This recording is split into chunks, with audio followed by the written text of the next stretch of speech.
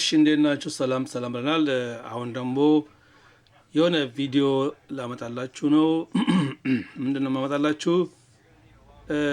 Residents of modern megacities ውሃን በተመለከተ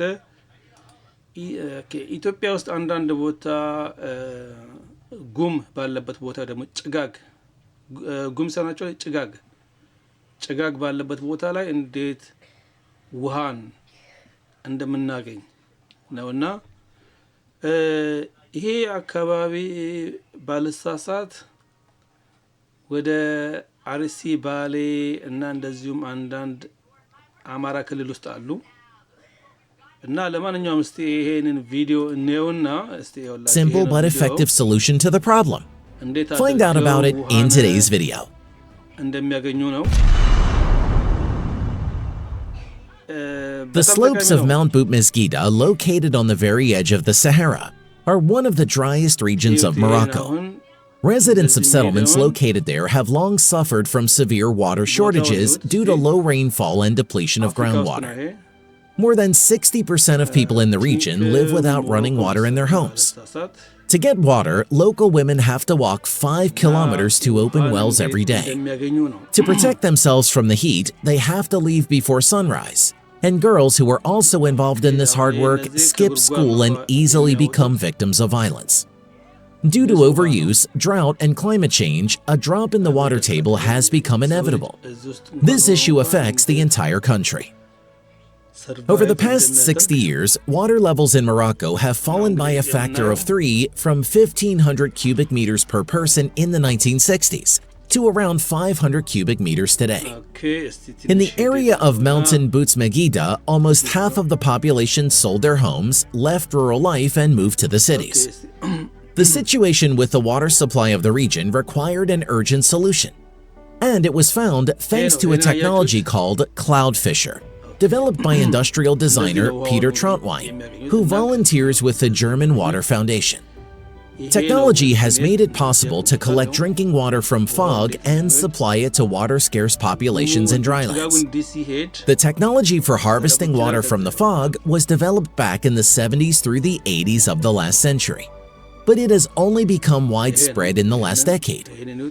In 2006, the Dar Si Hamad Moroccan non-governmental project began research on climate and water supply in the Mount Boutmezguida region. In 2014, the world's largest fog harvesting machine was built and a year later put into operation using the patented cloud fisher technology. Here, at an altitude of 1,200 meters, mist catchers collect about 6,000 liters of water per day. But how is it possible to extract so much moisture from the desert air? The installations are located on the path of movement of moist oceanic air. This area of Morocco is located near the Atlantic coast. Air masses that form over the ocean are saturated with moisture and upon falling on land form a fog that stays here 6 months a year. It enters the cloud fisher nets. The system itself is very simple. The gigantic 600 square meter installation consists of a fine mesh plastic net with triangular holes stretched over a vertical steel frame. The net is fixed with rubber tensioners which also attach it to the reservoir. These tensioners keep the net taut and serve as a kind of shock absorber, softening strong gusts of wind. Nets are placed in such a way that they are located perpendicular to the direction of the wind in order to ensure the maximum amount of water is collected. The water vapor deposited on the fine mesh condenses and flows down into a special reservoir below. The principle of operation of nets is, so to say, copied by the authors from nature itself. A similar technology is used by pines and sequoias and redwoods, on whose needles the fog condenses into water, thus compensating for the lack of precipitation. There is also a range of creatures that trap moisture from the air in the driest conditions, from beetles in the Namib Desert to lizards in the Australian outback. In a typical year, the nets harvest about 22 liters of water per square meter from the fog. And in the period from November to February, the volume of water harvested via this means reaches 60 liters per square meter. Such a unit can be quickly assembled and installed, and it is simple to maintain, making it an ideal solution to the problem of water scarcity in impoverished areas, where resources and technical capabilities are, to put it mildly, limited. A pilot project to turn fog into water is already providing clear drinking water to 5 villages with about 500 people. Pre-filtered from harmful impurities, water flows directly into the house. All you have to do is to open the tap. Indeed, people have to pay about 40 cents per ton for such conveniences. But now, rural residents have access to fresh, clean drinking water that is piped into their homes, which means that women as well as girls who are expected to fetch water now have an opportunity to do something more productive. Not without challenges in operation, the main problem of water-bearing pipelines is the speed of the wind, which can reach 110 kilometers per hour in the Mount Buz-Megiddo area. It can be solved only by improving the design of nets as a whole. Scientists concerned with this task have identified 3 main parameters that determine the efficiency of collecting tiny air droplets: the size of the fibers in the nets, the size of the holes between the nets, and the material from which the fibers are made. So the technology continues to improve, and engineers are working on creating models that are much more resistant to ይሄን ነገር ያመጣውበት ምክንያት ለሁለት ነገር ነው። አንደኛው የአባይ ውሃ የሚሄደው በመሬታችን ላይ ነው። ስለዚህ የአባይን ውሃ መገደብ እና መጠቀም እንችላለን። በመሬት ላይ የሚሄደውን ነገር መጠቀም ካልቻልክ በሰማይ ላይ የሚሄደውን ነገር እንዴት ነው መንካት የምትችለው ነው። እና ጭጋግ ወይም ጉም የሚሄደው በሰማይ ላይ ነው፣ በመሬት ላይ ሳይሆን። ምናልባት አንዳንድ ጊዜ መሬትም ነክቶ ስለሚሄድ በመሬት ላይ ነው እንዳትሉኝ፣ የሚሄደው በሰማይ ላይ ነው። ስለዚህ ይሄንን ነገር ሃርቨስት አድርገው መጠቀም ከቻሉ በሰማይ ላይ ደግሞ ያለውን ደግሞ ዳመና በጨው አዝነበው መጠቀም ከቻሉ እንደነ ዱባይ አይነቱ ማለት ነው። ለምንድን ነው ይሄንን እምላችሁ? ዳመናና ጭጋግ በሰማይ ላይ ሄዶ የሚዘንበው ከተወሰነ ርቀት በኋላ ነው። የራሱ እንትን አለው። ስለዚህ ውሃ ደግሞ የሚሄደው በመሬት ላይ ነው። ስለዚህ በራሳችን መሬት ላይ የሚሄድ እንኳን ውሃው እንኳን ከኛ ጋር እንኳን ባይወጣ ራሱ አቋርጦ የሚሄደው አሁን ለምሳሌ ሱዳን የአባይ ውሃ ከኢትዮጵያ ተነስቶ በሱዳን አቋርጦ ኢጅፕት ሲገባ እንኳን ኢትዮጵያ ያለችም ኢጅፕት ራሱ መጠቀም ትችላለች። ለምንድን ነው? በመሬቷ ላይ አቋርጦ ስለሚሄድ። በሰማይ አይደለም በሰማይ ላይ የሚሄደው። ለምን? በሰማይ ላይ የሚሄደውን ነገር መጠቀም ከቻለን እና ማንም ከልካይ ከሌለው በራስ መሬት ላይ ደግሞ የሚሄደውን ደግሞ ሌላው ዓለም ሊከለክል አይችልም ማለት ነው። እና አንዱ ምክንያት ይሄ ነው። ሁለተኛው ደግሞ ያመጣውበት ምክንያት ይሄንን ቅድም እንዳልኩትኝ ጭጋግ ያለበት አካባቢዎች ላይ እንደዚህ አይነት ነገሮችን በመጠቀም ከውሃ እጥረት ራስን እንዲጠቅም ለእርሻም ሆነ ለመጠጥም ሆነ ለራስ ለሰው ሆነ ለከብት ሆነ ለተለያየ ነገር መጠቀም ሰው እንዲችል ማለት ነው። ይሄንን ነገር አባስቶ ለምሳሌ አንዱን እዚህ ጋር ለምን የሚያልፈውን አንዳንዱን ደግሞ ጭጋግ የሚቀጥል በጀርባው ያለው ደግሞ እንዲይዘው ማለት ነው። ርቀቱን ወደ ላይ አቅማችሁ እስከቻለ ድረስ ለማድረግ ይቻላል። አቅማችሁ እስከቻለ ድረስ ዋናው ቦታው ነው እና በጭጋግ ባለበት ሰዓት ላይ መጠቀም በደንብ ስለሚቻል፣ ሁለተኛው ደግሞ ዳንቴሉ ወይ ደግሞ ጆንያ ወይ የምታደርጉት ነገር በፀሐይ ጊዜ እንዳይበላሽባችሁ ከፈለጋችሁ ደግሞ የምታወርዱበት መንገድ በገመድ ማለት ነው። ልክ እንደ ባንዲራ እንደሚሰቀለው የምታወርዱበት መንገድ ደግሞ መጠቀም። ዋናው ምንድነው? ፍልስፍና ነው። ፍልስፍናን መጠቀም ነው።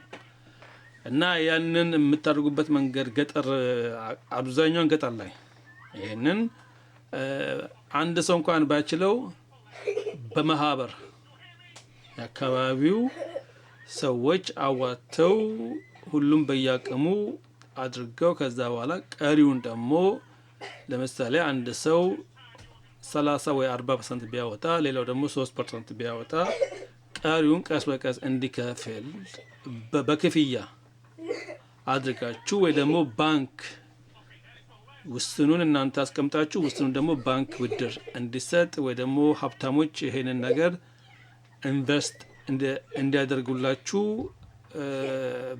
ብታማክሯቸው ጥሩ ነው ብዬ ገምታለሁ። ብዙም ነገር አይፈጅም። ያው እንግዲህ አቅሙ ትንሽ ለሆነ ቦታ ላይ ያው ብዙ ነው፣ አቅም ላለው አካባቢ ደግሞ ትንሽ ነው ይሄ ነገር እና በተለያየ መንገድ ነው እንዳልኳችሁ ለምሳሌ Deserts make up 1/3 of all land area on planet Earth, and this area has been increasing due to climate change and loss of some wetlands around the world. Although the word desert may bring to mind a sea of shifting sand, dunes cover only 10% of the world's deserts. Some deserts are mountains. Trees filter fog or water on a good day. Water is literally in the air. So stick with us as we dive into today's island of Gran Canaria. There is a project that's starting to turn this around. In this video, we will show you how a new innovative technology is going to capture 215,000 litres of fog and dew to help plant 20,000 laurel trees to stop the advancement of the desert. So stick with us as we dive into today's video. In a small mountain village in the Canary Islands of Spain, engineer and inventor Ricardo Gil is combating drought by using a revolutionary new technology, because here, water is literally in the air. Ricardo has installed 18 collectors, all perfectly positioned so the fog hits them directly when it rises from the bottom of the valley. Each of them can individually collect potentially 160 litres of water on a good day. Ricardo lives in Gran Canaria, one of the Canary Islands, a territory of Spain which is off the northwestern coast of Africa, where rising temperatures and a reduction in rainfall have meant dams are drying up, which is forcing farmers to search for alternatives to restore the degrading and desertifying landscape. The project, called Life Neighbours, kick-started 7 years ago due to worries about drought on the island. ይሄ ነው ይሄንን ይሁት ይሄ እዚህ ጋር አሁን ይሄ ስንት ነበር 1 2 3 4 5 6 8 9 10 11 13 14 14 እዚህ ጋር አንድ 4 አለ 18 እንግዲህ 160 በ18 አባዙት እንግዲህ ከዛ በላም ይሆናል እንግዲህ ይሄ ሰው The idea for his invention came from nature itself. Trees filter fog water by trapping droplets in their leaves, which falls to the ground, watering the tree. This is a phenomenon known as horizontal precipitation, which normally occurs in cloud and mountain forests at high elevation, where the vegetation canopy comes into contact with cloud cover. This inspired Ricardo to create a simple system copied from the አሁን እዚህ ጋር ይሄ እዚህ ጋር ያለው ከታች ነው ያለው አለ ይሄ ደግሞ ከላይ ነው ያለው ከዚህ ጋር ደግሞ ቢያደርግበት እየቀጠለ በየደረጃው በየተወሰነ ርቀት ቢያደርገው ደግሞ አጭር ነው በጣም ርዝመት ያለው ቢያደርገው ምን ያህል ውሃ በየተወሰነ ጊዜ እንደሚያገኝ ነው ማለት ነው። ምንድነው ይሄ አሁን ከዚህ የሚሄደው ጭጋግ ከተወሰነ ርቀት በኋላ ለሌላ ቦታ ዝናብ ነው እና ለሌላ ቦታውን ድርቀትን አመጣ ማለት ነው። ስለዚህ ቴክኖሎጂ the trees, and with the assistance of a fine mesh cover, he is able to extract water from the clouds. When clouds pass through the mesh, droplets are trapped within the mesh, which fall into a collection tray. On a good day, Ricardo can collect up to 160 litres per collector, with 18.2 million collected annually, and the water is suitable for human consumption. The fog collector can bring much needed water, which is vital for agriculture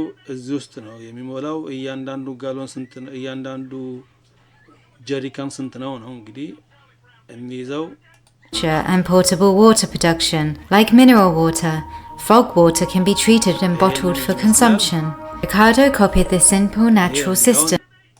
which plants use to water themselves to extract ጭጋግ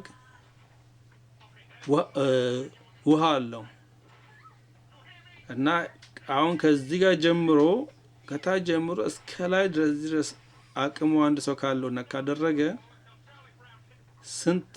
ስንት ሊትር ነው የሚያገኘው ማለት ነው? Water from the clouds. Life Neighbours is working in combination with projects to reforest fire-affected areas. It is part of a combination approach of multiple systems. በጣም ጠቃሚ ነው። ጥቅሙ በጣም ብዙ ነው። ግን ለተወሰነ ጊዜ ምናልባት ጊዜዎች ይወስዳል። ጊዜዎች የሚወስድበት ምክንያት ምንድነው? ኢንቨስትመንት ለማድረግ የተወሰኑ ጊዜያቶች ሊወስድ ይችላል። ይሄንን ጭጋግ ያያችሁት አሁን እዚህ ጋር በጣም ኃይለኛ ጭጋግ ነው ያለው። ይሄ ሁሉ የምታዩት እንግዲህ ጭጋግ ነው። እዚህ ውስጥ ስንትና ስንት ውሃ አለ ማለት ነው። በረሃማ ነው። ውሃው እንደዚህ ነው የሚወጣው። ውሃውን እንግዲህ ምን እንበለው እንግዲህ ካመረሱት በኋላ ይባላል።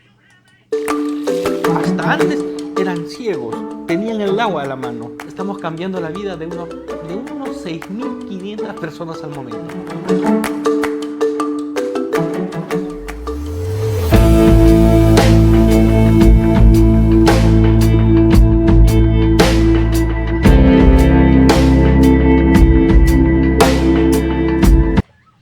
ይሄን ይመስላል። ጨረፍ አድርጌ ላሳያችሁ። ሁሉም ማየትም እንትን የለውም። እዚህ ጋር ላሳያችሁ ነው። ይሄንን Tienen la función de capturar las microgotas que están suspendidas en el aire. En esta malla chocan y ahí empiezan a discurrir. ጆንያውን አገር ቤት ቢመረት ከቃጫ ተመርቶ በደንቡ ማለት ነው ኢንቨስት ተደርጎበት ቢመረት በጣም en la parte baja por todas estas canaletas እዚህ ጋር እንደ ቱቦ ነገር ነው። ውሃው ጭጋጉ እዚህ ላይ አርፎ እርጥበቱ እየወረደ ወደ ውሃነት ይለወጥና ጠብጠብ እያለ እዚህ ውስጥ ይገባል ማለት ነው። ይሄኛው ቱቦ ነው። ይሄ እንደዚህ የምታዩት ቱቦ ነው። እዚህ ጋር ደግሞ ጎማ አለች። የቱቦ ውስጥ ከቱቦ ጋር የምትገናኝ ጎማ አለች። ያቺ ጎማ ደግሞ ውሃውን ወደ ሆነ ቦታ ወስደው በጀሪካን ውስጥ ወይ ደግሞ በገንዳ ነገር ውስጥ ይሞላል። ይሄ የምታዩት እዚህ ጋር የቦምባ እንትን ነው። እዚህ ጋርም አለ። አሁን እዚህ ጋር አድርጉት፣ እዛ ጋር አደረጉት። ካንዱ አምልጦ ወደ አንዱ ከሄደ እዚህ ጋር እንትን ስለሚይዙት ማለት ነው። Por toda la tubería va a este tanque que está ahí en la parte baja de 200 litros. እንግዲህ አሁን ውሃው በቱቦ የቅድሙ ቱቦ ያያችሁት መጥቶ በጀሪካን ውስጥ ይሞላል ማለት ነው። እዚህ ጋር ከአንደኛ ይመጣል፣ ይሄ ከአንደኛ ይመጣል። Hasta 400 litros de agua al día. Un panel de esto ስለሚሰራ ማለት ይሄ ነው። አሁን አያችሁት? ኦኬ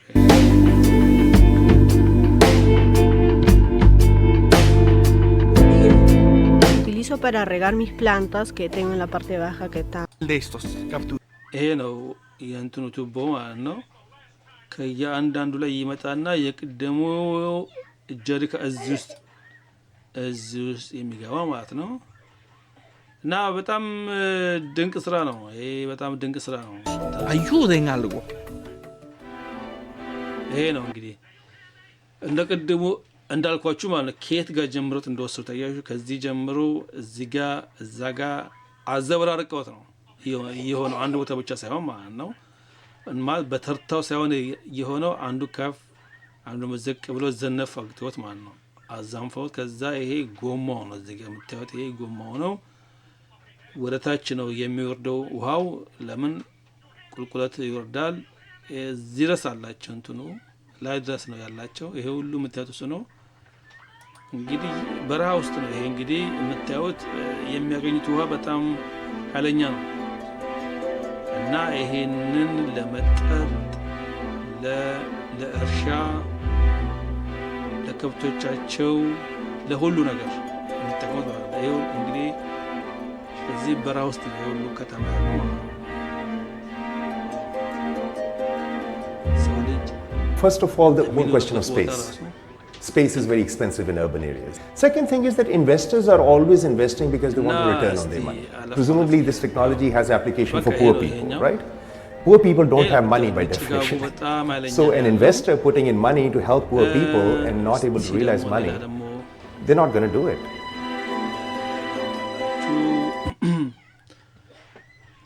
ይሄ እንግዲህ ለኢትዮጵያ ሕዝብ ለማንኛውም ሕዝብ ጠቃሚ ነው።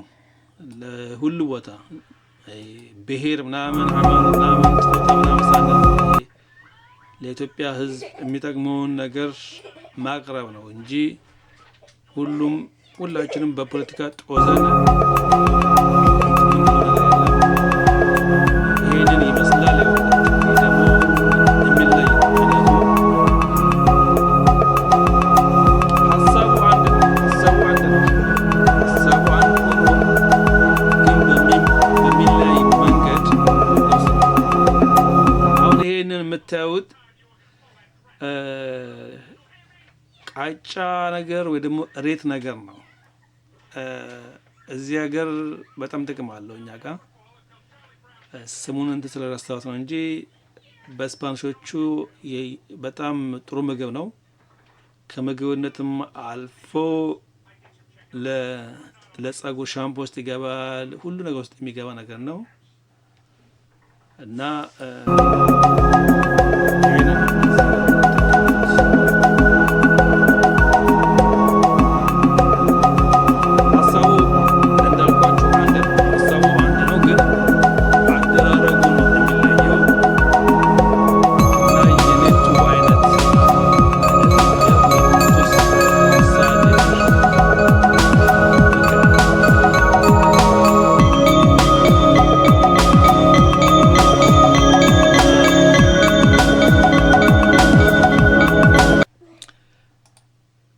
ይሄንን ይመስላል። እንግዲህ ብዙ አይነት ነው እንግዲህ ያለውና ሁሉንም አይተን መጨረስ አንችልም። ግን ምንድነው ሐሳቡን ያመጣውበት ምክንያት ምንድነው? አንድ ነገር አለ በኢትዮጵያ ውስጥ ያልተለመደ ነገር። ሁላችንም የተማረውም ያልተማረውም ዶክተሩም ምኑም ፖለቲከኛ መሆን ፍላጎት አለውና ፖለቲካ ውስጥ ያው እንግዲህ አፍሪካ ትልቁ ችግር እሱ ነው እና ዶክተር አብይ አንድ ነገር ብለው ነበር። አንድ ሰው ጠቅላይ ሚኒስትር ሳይሆን ወይ ደግሞ ፕሬዚዳንት ሳይሆን አገር የመምራት አቅም አለው ብለዋል። አሜሪካን ውስጥ አገር የሚመሩት መንግስት አይደሉም፣ ግን መንግስት ስለሚያልፍ አስፈላጊ ስለሆነ ብቻ ነው ምርጫ የምናካሄደው እዚህ ሀገር ማለት ነው እንጂ ሀገር የሚመራው ቢሊዮነሩ ነው። ቢሊዮነሮች ናቸው እንኳን አሜሪካን አይደለም ዓለምን የሚመሩት እና ከነሱ ውጪ ምንም ነገር የለም። አፍሪካንም በሉት ማንኛውንም ሀገር በጣም የተወሰኑ ሰዎች ናቸው ዓለምን የሚያሽከረክሯት። ኦልሬዲ በሲስተም ውስጥ ስላለች ከዛ ሲስተም ለመውጣትና የራሷን ሲስተም ደግሞ ለመያዝ ብዙ ጊዜ ነው የሚወስደው እና ምን ለማለት ፈልጌ ነው፣ ሁላችንም ባለን ችሎታ ያንን አቀናይተን ሀገር እንመሰረታለን እንጂ ሁሉም ግንበኛ ሁሉም አናጺ መሆን አይችልም። ቤት ለመስራት አንድ ቤትን የሚሰሩት የተለያየ ችሎታ ያላቸው ሰዎች አንድ ላይ ሲመጡ ነው ቤቱን የሚሰሩት እንጂ አንድ አይነት ችሎታ ያላቸው ግንበኛ ብቻ ብናመጣ አናጺ እውቀት የሌለው የመሬት ማንጠፍ የማይችል ሲሚንቶ ማስገባት የማይችል ሸክላ መስራት የማይችል ቆርቆሮ መምታት የማይችል መለሰን መስራት የማይችል ከመጣን ቀለም መቀባት ግንበኛ ብቻ ብታመጡ ግንቡን ለመስራት ግዴታ አናጺ ያስፈልጋል።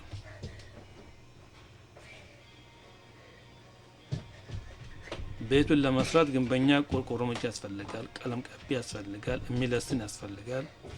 ሁሉም የራሱ ችሎታ አለው። ቦምባ የሚያስገባ፣ ኤሌክትሪክ የሚያስገባ፣ ቴሌፎን የሚያስገባ ያ ሁሉ ተደምሮ ነው ኢንጂነሩም ተደምሮ ሱፐርቫይዘር ማናጀር እያለ እነዛ ሁሉ ተደምሮ ነው ቤቱን መስራት የሚቻለው እንጂ ግንበኛ ብቻውን ፎቅ ስራ ብትሉት መስራታችን ነው። እና ሆስፒታልም እንደዛው ሆስፒታልን ሆስፒታል የሚያደርገው እያንዳንዱ ከዘበኛ ጀምሮ እስከ ጽዳት አቺ እስከ ዶክተር ነርስ እያለ ይሄዳል እንጂ ዶክተር ብቻ ብታስገቡ ዘበኛ ከሌለው ጽዳት ከሌለው አርቲንግ ከሌለ ከባድ ነው የሚሆነው። ስለዚህ ያን ሁሉ አስበን ብናረግ ጥሩ ነው።